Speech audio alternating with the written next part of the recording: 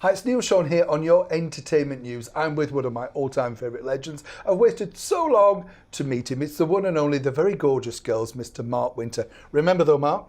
If you miss it, you miss out. Don't miss Mark today on your entertainment news.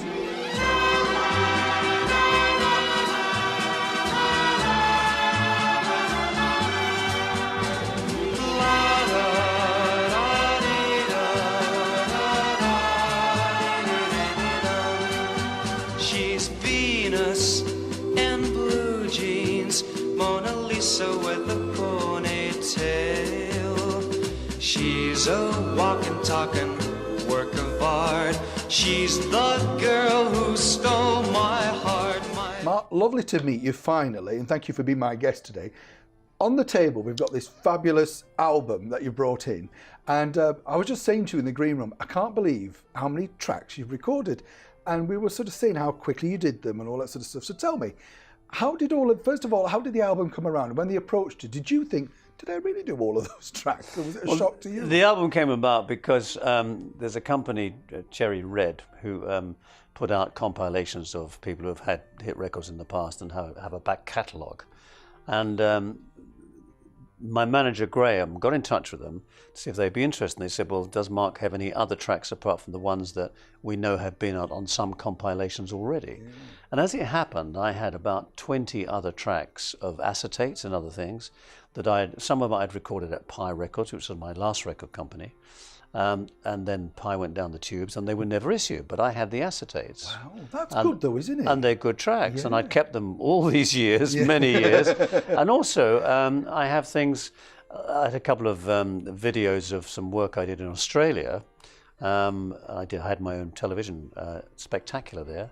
So there were several songs on that, including a couple of duets, one with Patsy Ann Noble, and one from over here on television on the Mike and Bernie Wynter show with Kathy Kirby.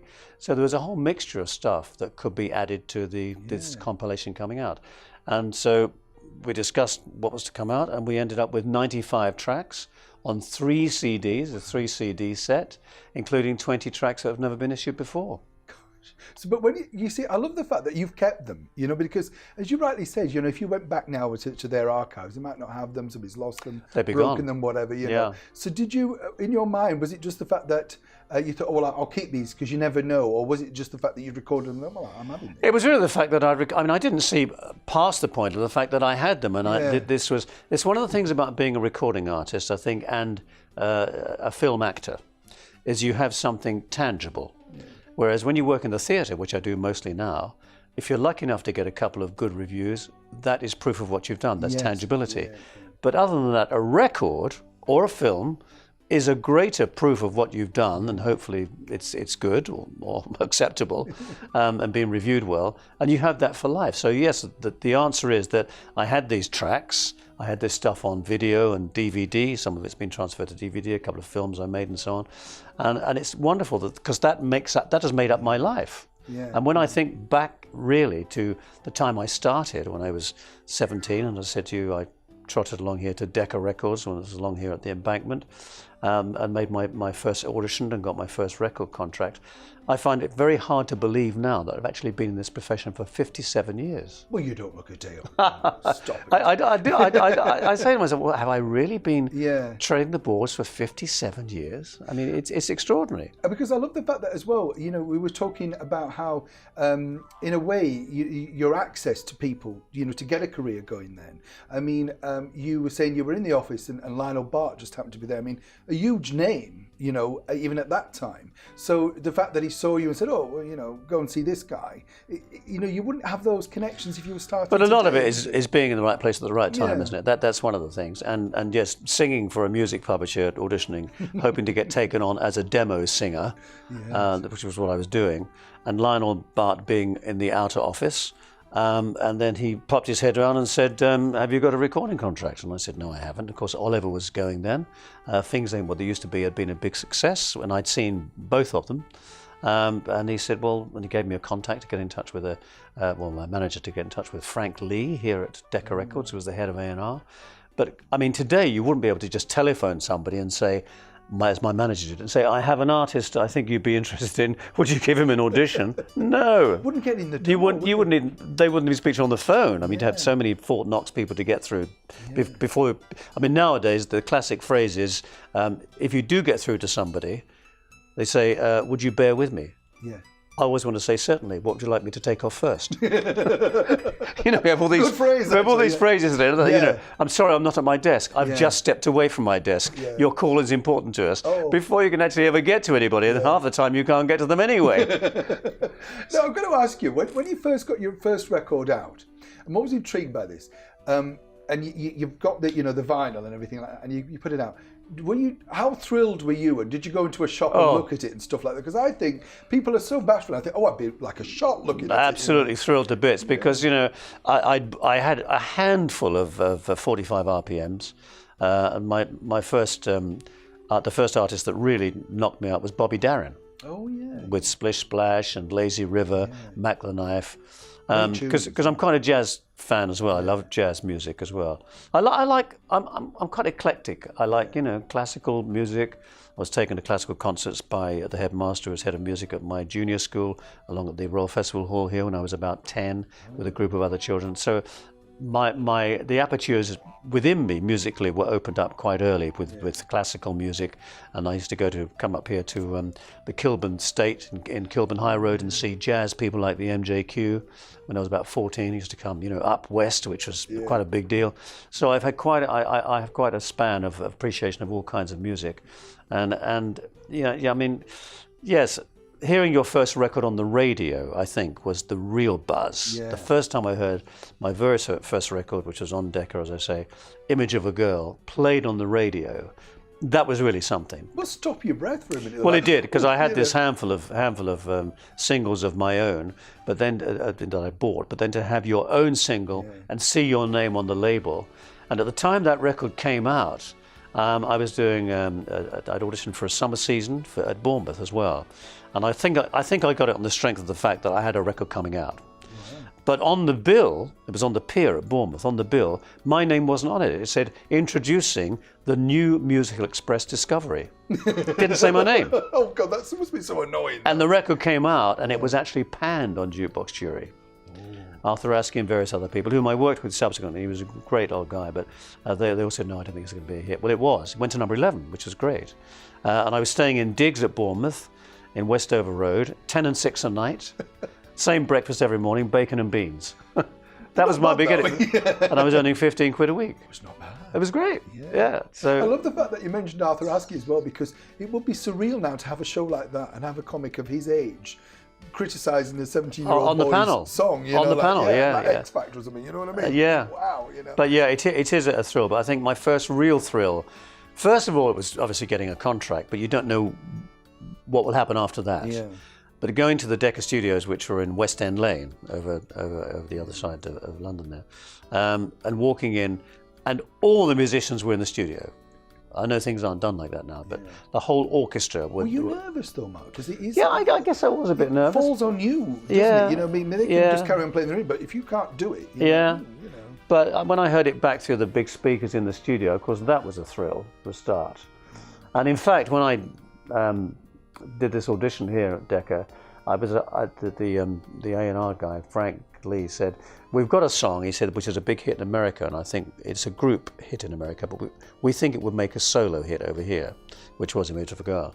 And he said, but we need something to the other side. But nowadays, somebody would rush off and write their own song. He said, what else do you know that we could put on the B-side?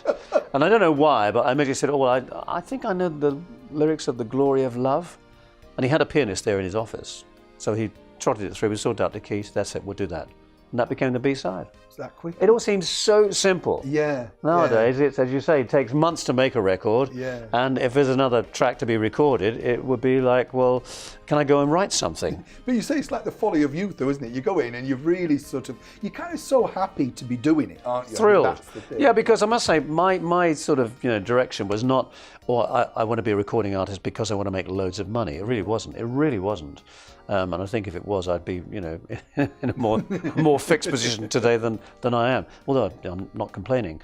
But the essence really was that from the time I was about 12, having been a lead choir boy in a parish church, I wanted to sing for a living. I mean, singing is very spiritual, as you know. It's very spiritual, and it's, you know, it just makes you feel great. I mean, in fact, if I'm feeling a bit down, as we all get sometimes, I go and sit at the piano and I sing a few scales and a few songs, sing along a few records, or, you know, dare I say, if something comes on the radio in the car, I sing along to it, unless my children are in the car, and then they say, "Dad, oh, please don't sing. We can't hear the iPods." Yeah. You know? So but I think it's something that I wanted to be a singer. Yeah. That was it, and I pursued it before I was auditioning for the music publisher where Lionel Bart was there. I used to come up and I auditioned for a couple of clubs when I was 15. Wow. Yeah. So which you had was to drive then? which was silly, really, because who would employ a 15-year-old kid? But you don't care when you're 15, I was so do you? innocent about everything, and going along with a sheet music copy of Great Balls of Fire. I mean, how ludicrous. Into some club, you know, near the Windmill Theatre in Soho. And of course I never got the jobs, but I thought, and I used to buy the stage, and I used to come up to the West End, and I used to lie on the pavement outside the Two Eyes coffee bar. You know, they had a kind of a chicken wire thing where you could see down into the cellar. And they'd have people on, like they had Cliff on in the shadows. But from where that vantage point, you could only actually see from the waist downwards. You couldn't see the top of their body. So I could hear them, but I couldn't actually see them all performing. What a lovely memory as well, because it just proves how much you loved it. Yeah. Because you wanted to just soak up the atmosphere. I wanted to be a part of it, I did, Yeah. So And I was very lucky. You mentioned one lady who I always thought was brilliant. You said you did a duet with Kathy Kirby. I met her very briefly once a few years ago, but it's hard now I'm amazed really how she's not remembered as much, because she was huge. Wasn't she? You know, like the Madonna, if you like, of that period. You know. I did a short TV series with her, actually, which with Joe Henderson, Mr. Joe Piano Henderson, but I don't know what's happened to it, and it's disappeared from the archives because we've tried to trace it. And we went around factories, and we sang in factories. Soon after I'd started, I was 17, and we did that. I think it was for about 8 weeks. But all that's gone now, which is a pity, you know, that it wasn't kept in archives. But she was very glamorous, wasn't she? Oh, she was. Well, she was known as the sort of English version of Marilyn Monroe, really, wasn't she, at the time, with the glossy lips and everything? But I always thought that Kathy was rather fractious. You know, she was of a nervous, fractious disposition, and I think because she didn't have a particularly happy private life, I think in the end it caused her to become reclusive, didn't it? She became a recluse. She did become a recluse. Yeah, sad, isn't it? Because the actual talent, you know, that's what impresses me with, you know, people of your generation, is that, you know, I like the fact that when you listen to your recordings, for instance, there's no trickery. It's just you. And it's nice that. Well, I believe how she got started was I think she came from Ilford, or she was living in Ilford, of Irish descent originally. Her family, I believe, but she went to see the Bert Ambrose, who became her manager. I'm not sure if they ever married, but anyway, she was 15 apparently, and she went to Bert Ambrose where he was appearing. I think it was the Ilford Palais, whatever that venue is there, and asked if she could sing with the band, with the orchestra. And she was a kid. She was 15, and she got up and sang, and he thought, wow, this voice, incredible. And he then decided to kind of take her on and be her mentor, you know. It's lovely. Yeah, but just a sad ending, you know. Yeah. But I think it's hard to define it, but if you are lucky enough to have a happy personal life and a successful professional life in show business, probably also in other areas, politics or whatever as well, I think you're very lucky, because quite often it's a case of one or the other. Yeah, and there's the great ups and downs of anybody's career, isn't it? It can be great, and then it goes down a bit, and can go down even more. Well, it certainly does if you're a singer and an actor, because you know you have times. I mean, I've had a couple of rough times. In fact, I played that was my favourite role in a musical, Barnum, P.T. Barnum, the world's greatest showman. I did it in South Africa at the Johannesburg Civic Theatre, and it was a huge success. And then I was asked to do it again, believe it or not, on a ship 2 years later on the SS Norway. Could be tricky on the wire. Well, you can do it because these big ships have stabilizers. And I was asked to take over from this American guy who had to fly back to New York for personal reasons, and so I did it twice, and I absolutely loved that show, you know. But when you're doing a musical like that, it disciplines you, and it makes you appreciate so much that you're working. But after I did that musical, the first time around, having scored hugely with it. I came back and I couldn't get arrested. I had 8 months, couldn't get a job. Yeah. Could not get a job. And I said to my agent, who was a lovely guy, was my agent for 29 years, and I miss him enormously. He was terrific, a man called Ian Bevan. And I said, Ian, can't you get me some tiny thing, a bit of radio? He said, Mark, you've been playing leads in the West End and on tour. He said, there's no way that people would employ you in a secondary role. And he said, I cannot make people employ you. And that's true, actually. Yeah. People want to or they don't. Yeah. He said, yeah. I said, but I really feel, and this was 1984. Yeah. And I said, I really feel perhaps this is the end of the road. He said, no, it isn't. No, it always he comes said, you're around. now too experienced. Yeah. And he said, you have a degree of profile. He said, but just be patient. And he was right. By the end of the year, things kicked off again, which is great. As I say, I was reading your brilliant bio, and you've done so many things. You yourself, when you were putting that together, must have forgotten certain bits, because there was this great thing where you were on one of the big shows at the time, Val Parnell's Star Time, which is huge. I mean, it's hard to imagine that. Jimmy now, Jewell and Ben Warris. Yeah, but I mean, just as you say, the artists around you as well. Did you learn a lot from these people because you're there and soaking it in? I think I learned an awful lot, especially about timing, because I've been in quite a few comedies. I mean, people think I'm a very serious fellow, but I've done quite a lot of comedies. And I think I did learn a lot from all those comics I worked with from way back. You say Arthur Asker, worked with twice in pantomime, Frankie Howard, Dick Emery. I love Dick Emery. What was he like, though? What was he like? Dick Emery was brilliant because of what he did. I did a season with him at Bournemouth, and it was a fantastic sellout season for 16 weeks, sold out twice nightly, completely sold out. But I think Dick had his, as we all have insecurities, let's face it, none of us are perfect, but he had his insecurities, and he said to me one day, he said, can you water ski? I said, yeah, I can actually. He said, do you want to come water skiing? I said, yeah, I'd love to, because he had his boat. Dick had all the toys. Yeah. He had a boat with a broom hull, I think it's called, and the Harley Davidson, and he bought his wife an E-Type Jaguar, which was very generous of him, and he had another big vehicle himself. Let's face it, he was big news. He was a big star, wasn't he? Yeah, massive. And marvelous on stage, very funny, and could sing very, very well too. Could sing very well. Anyway, I said yes, I can. So. I agreed to meet him with some of the girls from the show, one of whom became my wife subsequently, actually. Oh, wow. And yeah, which was good. And we went out in his boat, and he said, okay, he said, off you go. So I skied around, and then I said, okay, your turn. He said, no, I can't ski. He had all the gear. He had this small boat, the skis, the big boat, couldn't ski. I said, you can't water ski. I said, well, why do you? He said, well, I just thought you'd like a day out, which was very nice of him. He said, to tell you the truth, he said, I can't even swim. I said, really? And he had the two boats. Yeah. I said, I've taught some people to swim. Would you like me to teach you to swim? He said, would you? I said, yeah, sure. So we arranged with a local swimming pool to open up a little bit earlier. Yeah. Which was quite something, given that it was a summer season in Bournemouth. Oh, yeah. A lot of people, a lot of demand for the As you say, for the swimming pools. Yeah. Holiday makers, senior twice. Anyway, nightly, to cut it short, after about 4 lessons, he gave up. Oh, wow. Yeah, he's the only person. Couldn't do it, though. Could he couldn't do master it. it? No. He's the only person I know who could hold a kickboard in front of him. Instead of going forwards, he went backwards. Don't ask me why. Does sound like me a little bit when I was. But he kind of lost patience. He said, I can't do this. And he gave up. He said, no, forget that. Won't do that anymore. You mentioned Frankie Howard as well.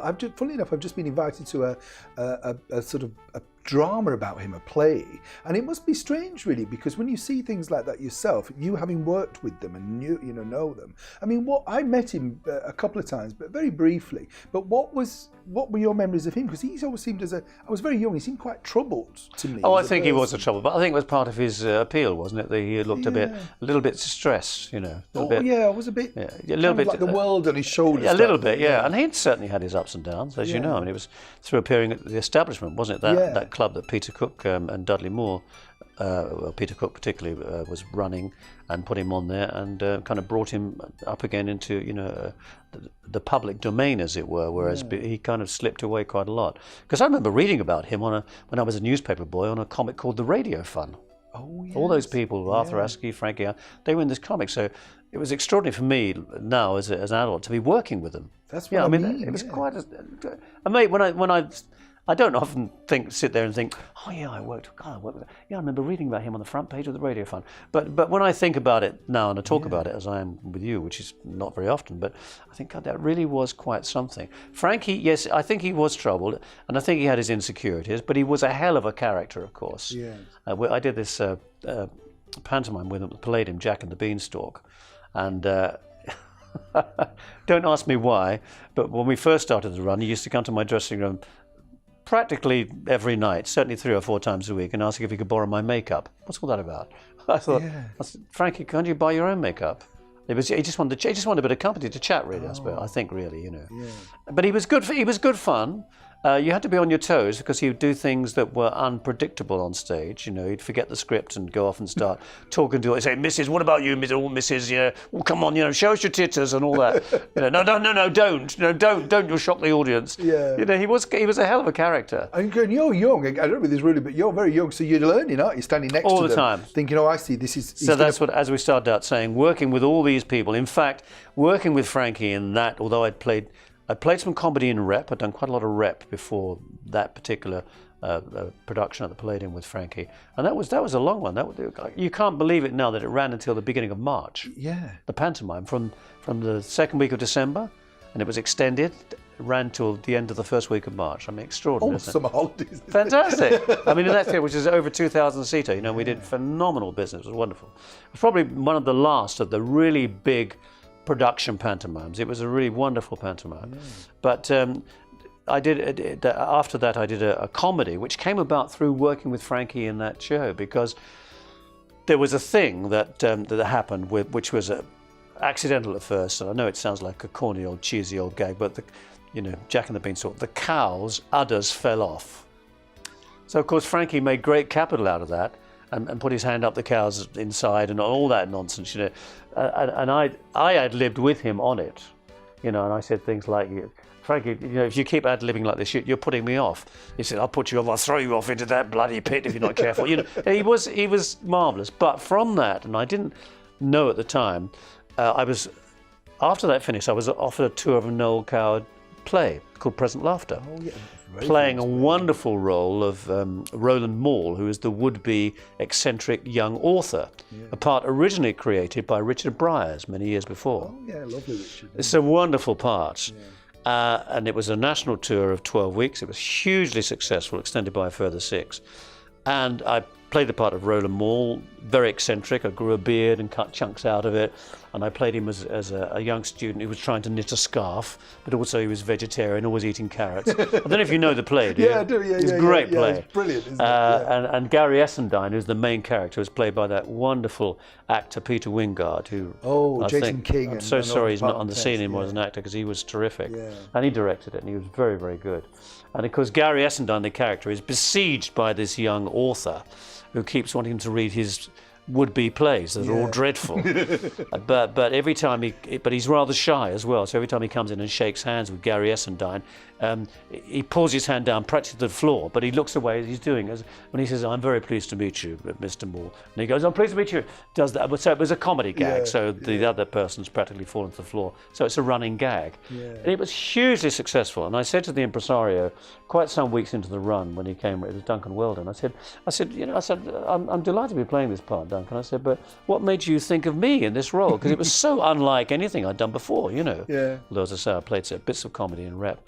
And he said, I saw you at the Palladium with Frankie, he said, and you had that marvellous ad-lib scene with the cow, which became a stock item.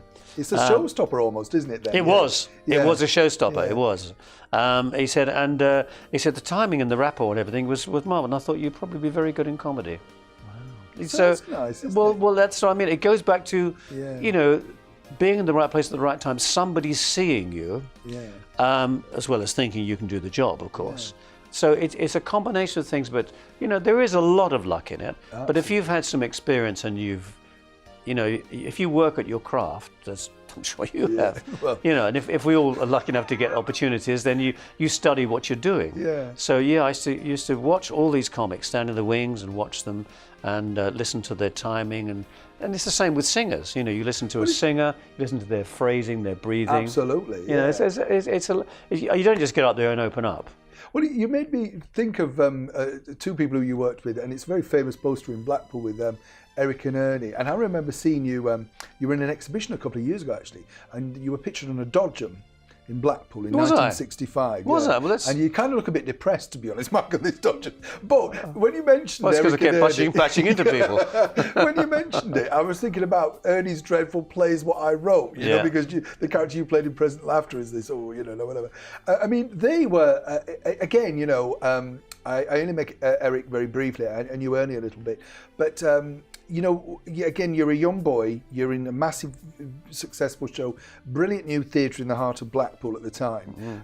What did you take from Matt then when you were there with that for that period? I mean, it must have been great with that. It was fantastic. I mean, again, it was another absolute sellout season, Yeah, you're right, you didn't see much of Ernie, but you saw Eric quite a lot, and he was very chatty, and I went out to lunch with him and Tommy Cooper, and it was such an experience, and actually such a privilege for a young person like myself to be invited to mix with these people, and to learn from them and to chat to them and enjoy their I wouldn't say friendship, because they were older than me, but their camaraderie and the way that they operated as performers. They let you in as well. They let me in. Yeah, they let me in, which was great. And of course, there is always a case of if you're the new boy on the block, you're new blood, as it were, But on the other hand, you might be a real wet week, and they think, well, God, that was a waste of time inviting him, What a boring old, sound. Yeah. Anyway, so, I learned so much from them, and, it was, in fact, I had lunch with Eric.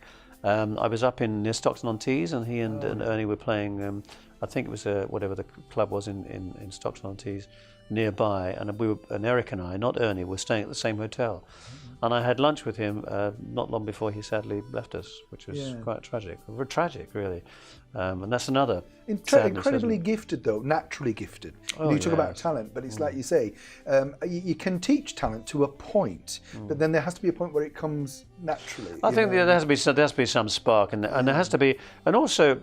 And I'm not saying blowing a trumpet or saying this to praise myself or anybody else really, but as a singer or a comic, I think, as well, you have to get up there and do it. You have to have quite a lot of bottle. Yes. You do. Yeah. I mean, to get up and stand in front of an audience. It's a lonely stage, a singer, isn't it? It's a lonely stage, and it's even more lonely as a soloist, actually, Neil, than it is if you're in a group. Yes. I remember the first tours I did with all sorts of people, with Billy Fury and Marty, who I'm going on tour with again soon from October. We've had Marty here. He was, I think, cracking bloke. Yeah, great. A lot of fun. Well, I did the tour with him last year, and I hadn't been on a one-night stand tour since 1964. Yeah. But I was approached, so I did it last year. It was hugely successful. I saw that tour. Did you see it? Yeah, it's really good fun. Yeah. So you all now look like you're really having fun. Yeah. I'm imagining, tell me if I'm wrong in this, but when you first did it in those package tours, in a way, you're all massive, you're all having hits, and so there's this sort of like, is he going to go better than me? Because it's natural ego thing, isn't it? When he's 21 and stuff. Yeah. When you get to in our age bracket, shall we say, you're kind of way relaxed. I mean, Martin makes a fun about singing Teenager in Love, doesn't he? Well, that's right. Well, same with me singing Venus in Blue Jeans or Go Away Little Girl or Shy Girl, Yeah. But if the people want to hear them, well, why not, So and they do. They love it. When you came on, I think what it is, and you correct me if I'm wrong, but you're taking them right back to a time of no mortgage, no problems, no nothing. Exactly. It's just they're now simplicity. 16, 15, 17. It was simplicity. It was a much simpler and less involved and complicated age than it is today. Yeah. But doing all those tours, I realised early on in the 60s when I was on tour with all those people, with the people we've mentioned and the Hollies and Dave Clark Five, they all had bands, they all had a group. Yeah. If you're a soloist, you are pretty much not 100%, but you're a bit Billy No Mates. Yes. Because the lead singer goes off with their band and all that, and so it's very hard for you to infiltrate really, because usually they've known each other from college or school or like the Kinks Art College or whatever. Yeah. So you're a bit of an outsider, and you can be on the periphery of their friendship and what they're doing, but you're quite solo. Yeah. Having said that, it's a bit like that being an actor on tour in a play, because. The women on tour in a play, they normally get together and go out for lunch and this, that, and the other, shopping. But blokes, normally don't. You Yeah. normally find blokes, they do their own thing in the daytime. They find a museum or something, don't they? They do something. Well, yeah. You can't even go to the pictures now because oftentimes in the afternoons they don't have films on unless it's holiday time, and then they're children's films. So you've got to have a bit of a schedule. Yeah. And I try to have a program when I'm on tour. Oh, right. I don't like to have an aimless day thinking the only thing I will do today is do the performance tonight. It's a waste, isn't it? And especially if you're in somewhere that you think, I've never been in this area before, try and see something. Yeah. Yeah. Well, for the last 6 years, I've been, for my sins, trying earnestly to learn the alto saxophone. so that's partly my kind of friend on tour, you know. And That's a good idea, actually. Though. yeah, and pick up a new skill. well, again, you can carry it with you, you know. Yeah. And I do like to swim a lot. Yeah. I love swimming. Is that what keeps you? Because can I just say, Matt, you look very good, and you don't look. We won't say your age, but you don't look your age at all. No, that's but very you kind of you. clearly look after yourself. Is that what keeps you? You swimming. You watch. Do you know what, Neil? I think the things that I loved as a kid. I was always on my bike from the time I had a bike, from the age of 11. And I was a newspaper boy. I was always on my bike. I loved swimming. I used to swim for the school and the local area. Fortunately, I was pretty good at it. I loved having a handful of books around me. Yeah. And I loved going to the pictures. And then when I could afford it, I used to go to theatre as well. And those things have become the mainstay of what my life's all about, really. I mean, I have a family, which is great. But those are the things that, especially when I'm away on my own, those things, not all at once or not every day, but they kind of keep me together, as it were. But because to have aimless days without knowing what I was doing in the daytime, or yes, I might plan to go somewhere. I go and look at Woburn Abbey or something, you know, and that's where you're lucky if you're on tour. Yeah. But I think you've got to, make the use of your time, because let's face it, it's pretty soon gone. Yes. As who said it? Was it George Harrison or was it Krishnamurti who said all things must pass? Which is true. And they do, you know. I've got to quickly touch as well, because we've got so much to get through. But you're going to have to come back. You promised me you'll come back. You mentioned the films, and when I was reading about this, now I think the films that they made are the precursor, if you like, to pop videos, because you were all selling loads of records. That's what they were. You know what I mean? You club it together and you kind of string a story, but the girls are going to go and see it because they all love you, and you're singing their songs they love. They're like TV extravaganzas, I used to think. So what was that like, making your first film? Well, it was amazing, to be honest. It was Just for Fun, wasn't it? Yeah, which was a follow-up to one that the same producer, Milton Subotsky, had made the previous year with Helen Shapiro and Craig Douglas, called It's Trad Dad. Yeah. And then he followed up with Just for Fun. And of course the people that were in it, Bobby Vee, Joe Brown, Lovely Fluff, Alan Freeman, all these, David Jacobs, all these. All legends now. But you know what? The premise of that film has actually come to be true, because as you may recall, it was about young people having the vote at a younger age. Yeah, which is quite topical now, isn't it? The person who was pressing for that, of course, was Screaming Lord Such. Oh, yeah. He was pressing for young people to have the vote, for loved him, for the raving loony party, But listen, he actually helped to bring that about, I think, And people thought he was a bit off his chump, But he did, and that film, which precursed all of that, that was the premise of the story, was getting the votes for young people. And I was offered what was, I suppose, laughingly called the lead these days, but it was the main person who was the thread through the story, with the girl who was my girlfriend, who was Cherry Rowland, I think her name was, the actress. It's a good film, though. She wasn't an actress, actually. I think Milton Subotsky or somebody saw her standing at a bus stop. It's brilliant, isn't it? And she looked good, and she photographed well, and she became my girlfriend in the film. And Tony Hatch wrote a couple of songs for it. Yeah. I love Tony Hatch. Vote for me, see Tony. What a clever guy. I mean, a very clever man. I mean, I'm lucky enough to know him and his lovely wife Maggie, and I'm always fascinated by songwriters, Matt, that they can look at the same keys that we look at and somehow create something so magical. Well, Tony was kind of special, wasn't he? Because when I left Decca and went to Pi, and he was the blue-eyed boy of Louis Benjamin, who was the managing director of Pi Records, and Tony was their chief A&R man, and he had so much on his plate. I mean, he was recording me, he was recording and writing songs for Petula Clark, which were mega. He was recording the Searchers, I mean, and other people. He had so much on his plate. He was.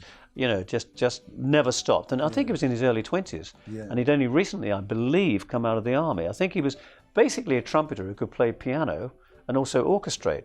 Yeah. But he had this marvellous ability to come up with tunes that were very memorable. And even now, when you hear those intros, it's his songs, don't you? That's what I mean about the indefinable talent. He had a mark of his own. Yeah, very talented. I also have to mention, because it's coming back on TV, you were in a couple of episodes of a TV show called Sally Ann. Tell me about that. That's right. Because it was Southern TV, which was when all the channels... Stephanie Cole. Yeah. Yeah. I mean, what a brilliant... I remember it, of course. But I'm amazed you remember that. I don't think anybody else would. No, because it's amazing when you see these things either come back out on DVD or they're re-shown on TV. Because when you probably made them at the time, they are in the moment, aren't they? We never thought telly was going to be so nostalgic, because it's when you look at anything now and you think, why did they wipe that? Well, nobody thought it was going to remain. So what were your memories of working on that particular show? Not very much, actually, because I think I was only in about 2 episodes or 3 maybe. I was thrilled to get it. Yeah. But so I can't tell you that many memories about that particular series, actually. Equally so with another thing where I played a pilot called The Cedar Tree. Oh, I loved The Cedar. Yeah. It was on in the afternoons. It was Yeah. a bit to me like Downton Abbey before Downton Abbey. Yeah. Yeah. 1930s, wasn't it? But the funny thing is that, again, if you're, show business, you get pigeonholed. Yeah.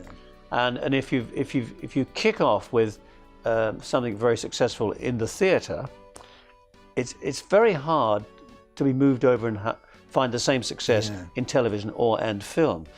If you get those opportunities, which I had a few of, it's marvellous. Yeah. But ostensibly, I suppose, because I started off in the theatre, I've more or less remained a theatre animal. Yeah. And I must say, I do prefer theatre because you get an instant rapport. You have to do the whole thing from A to Z from the time the curtain goes up. Yeah. If you make a mistake, it's all on your shoulders. I think that's what keeps you lively as well, because I think it is. You've got to remember every night. It keeps the old grey matter going. Whereas, of course, with TV series, whether they're soaps or whatever, then although time is always a factor, so they don't allow that much time for error. But if it's really disastrous, and I've heard of people who don't like the take they're making, so they purposefully stop the take and say, no, stop, we can't do that. Sorry, you've got to wipe this, rather than just trying to stumble on. Yeah. Because then they have to do it again. Yeah. But it's technical, isn't it? I remember it's all cost though now, isn't it? Yeah. If you do that and you see it's difficult, they might say, oh, get rid of it. I played the lead in one of those series in Doctors, one of the Doctors and things. Playing it was a very nice part, and to demonstrate how the technicality takes over, I rehearsed this scene, learnt it verbatim to perfection. We did a rehearsal of it, and just before we were due to do a second take on it, the director said, hang on, this is not right. He said, I don't like the angles here. So they then turned the door around, which did affect what I was saying and how I came in and where I wanted to place myself in relation to the camera. But it was a last minute thing suddenly, and you had to then adapt immediately. Now, that often doesn't happen on stage. Once you've rehearsed, whether it's a musical or a play, and you do it, you're on, and it goes according to plan. Sometimes it's a little bit different. It's not always the same, because people, the age-old question is, my God, don't you get bored doing the same thing 8 times a week? Well, it's never quite the same in the theatre, because audiences are different. Well, they give you a feedback, don't they? And it's like a tennis match. You can tell whether it's going, whether that gets a better laugh than it did before, or no laugh at all, whatever. Yeah. But the technicality of television, if you're in a series, I saw, was that you are beholden to the technicalities. And I suppose in a film, because, as has been said, an editor can make or break a film. Absolutely. A good editor. Yeah. So television's brilliant, it's wonderful, you can be transmitted into people's homes right there. But the theatre is something else. It's a live being, if you know what I mean. Yeah. And it's marvellous. It is. I mean, you can get upset sometimes when people cough over your laugh line. You've got a punchline coming up and somebody's having a coughing fit, then you come off and you go, ah. Well, I think that's the difference, isn't it, about when you were in, say, summer seasons of Variety. If somebody did something, you could kind of break away from You can in Variety. Because you are Mark. You can comment. Yeah, you can you're break in a play. You can break the fourth wall. Yeah. Although I've just read that Robert Hardy has just left us, hasn't he? What a wonderful actor. In a play that he was, just read it, and I think it was a paper a couple of days ago, when a woman down the front was doing a lot of rustling. It was a serious play. He actually walked straight to the front and said, "Will you please stop that?" and held the look at her for a couple of seconds, And there was this like deathly silence. Yeah. And then he turned around and carried on as if nothing had happened in the play. Yeah. Just dropped straight back into the role. But that takes courage. You're going to say it takes courage, and also you have to really be sure that the woman's not going to have a go back. Absolutely. Because you're like, well, listen, finally we've got to wrap up. I could talk to you all day about it, but we've got to wrap up. This album of yours has been beautifully received. I have to say, everything about it's really well packaged as well. There's this lovely booklet inside telling your story. Have you ever put a book out, though, Mark, yourself? Have you ever thought about a book? People, it has been mentioned to me, not by a publisher, but by a couple of people said, Mark, why don't you write your autobiography? You should, yeah. I said, well, I don't know. Is it? I know where the bodies are buried. Yeah. Do you know what I mean? Yeah, but I think I loved your story. Just the fact, as we were saying right at the beginning, I love your innocence of the fact that you clearly love the business. It's lovely, as I say, to meet you, and I can see that you enjoy what you're doing. And I think when you've been lucky enough to start it so young, and work with all of these people, as you say, like Val Parnell and Arthur Askey and all these greats. Now your recollections, it's like anybody's. When you look back. And you think, oh yeah, I did meet that person, but your memory changes. Yeah, because when you're young, you think, oh, I must say, that's another great thing about that sort of life of variety, pantomimes, whatever, and going into the theatre and musicals and plays now. Having done a lot of plays, it's almost they give you benchmarks for the years of your life. Yes. Because when people say to me, oh yeah, 1966, I can immediately remember what I was doing that year. And right back to the beginning, from 1960. I mean, I could go through every year, which would take a while, and I could probably tell you probably most of what I did every year. Wow. So you have this kind of chronological chaptering in your mind of your career, which goes before you like a series of slides. It's marvellous, really. It is quite something. But if you don't document it, this is what I always say to people as well. I remember interviewing Ken Dodd, who I think is another genius. Oh, comic. I met him 2 years ago at the Queen's Garden Party. Yeah, and he's such a lovely man. I did some Sunday concerts with him as well. He's so funny, just naturally a funny guy, though, Marvellous. isn't he? But I said to him, if you don't put the book down, what you get is people writing books about you. Yeah. And as he said, well, there are a couple who've written about him who there's so many incorrect bits, and he said he'd love to correct it, but he thinks. Should he? And then I said, yes, but only you know the true story. So well, this is true. I've just finished reading Freddie Davis. Remember Parrot Face? Oh, yeah, I loved him. Him.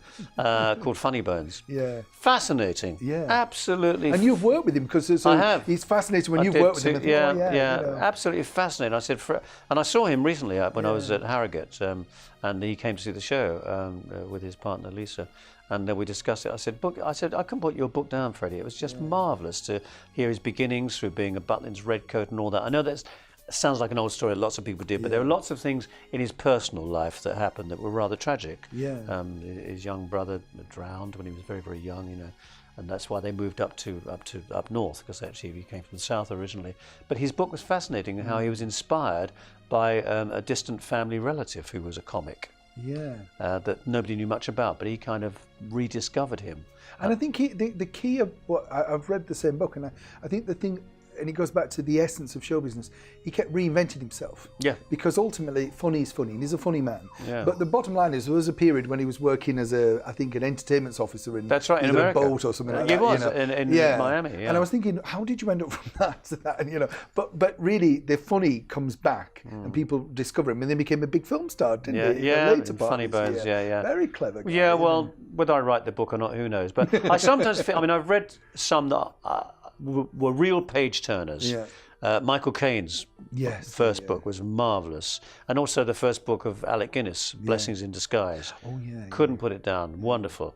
But I think sometimes with autobiographies, especially if you've known the people, and I've known some of the people that they've written their autobiography, and I've thought to myself, they're not telling the whole story here. Yeah. Because there are certain things that, if you're writing an autobiography, I suppose you leave out, I mean, if you decide to do a warts and all, it can actually be a bit too revealing and uncover things about people you've worked with who might not want those things uncovered. There's always, I think it's kind of best to do a book like a jottings of your life. So it's people you've worked with. Mainly move the things about yourself out, because I always believe it's a bit like when I'm sure you've gone through this, when you've met wonderful people, and you want them to be what you want them to be. You know, like Tony Curtis or whatever. You think, please be nice. You know, because I just love you. So it's a bit of that. And when they are, it's a bonus. And I don't want to know about the problems he had and all that. He's just a brilliant actor. So yeah, I loved him. I loved him. Yeah, but it's just whether you reveal your inner thoughts or not. Yeah.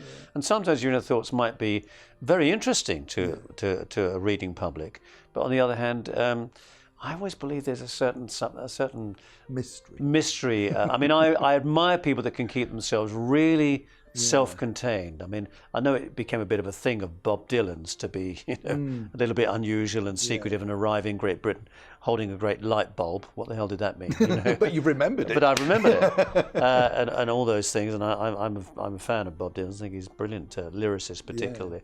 But yeah, it's whether you want, like some other people you never read anything about, do you? Like Gene Hackman, the actor. Yeah, but you feel you know a lot about him. I don't ever know anything about him personally, but I just love him as an actor, and I think it's admirable if they can get away with being that concealed about themselves when they're at a high spot in the media, when they've got a high profile. How can you do that? Because I'm sure they're inundated, or they have been, by people who want to interview them, talk to them, discuss this and that and the other with them.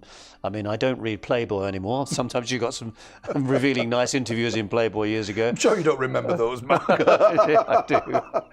But yeah, so it depends whether you want to be that revealing about yourself as well as people you've worked with, really, I suppose. It's been lovely to talk to you. You've got to come back. We could do far much more with you. But you're back on tour, I think, in October. Is it October? Yeah, October 10th. Yeah, and you're with the Buxton, kick-off in Buxton for a 28-date tour with Marty and Eden Kane and Mike Berry and the Wildcats. Yeah. Wow. So 28 days. Is it a big party backstage, or are you all passing around vitamin tablets? No. I think Marty talks about taking tablets. And says about his wife giving him the wrong one for the wrong day, just as he's going out the door. Hang on, I think I've given you Tuesdays. It's only Monday.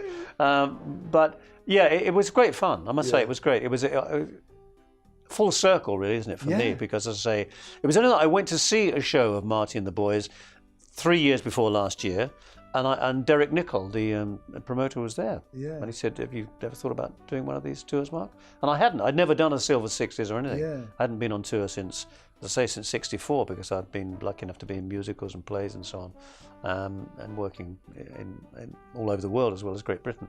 And I said, yeah. So we started talking about it, and I did it last year, and it was hugely enjoyable. And I love the way all the girls still scream. Isn't it great? Yeah, it's brilliant though, isn't it? You know, because all the years just peel off them. It's and you do get a lot of younger people as well, whose parents and they're bringing their kids have introduced them. You know, I think that's the greatness of the music. It goes back to your album.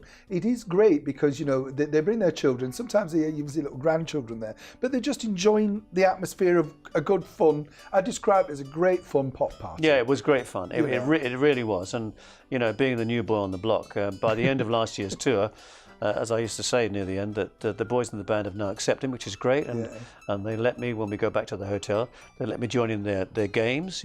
Happy families and Snap. Listen, Mark Wynter, it's been a pleasure. Thank you so much today for being my guest. I really enjoyed it. Thank you, Neil, very much indeed.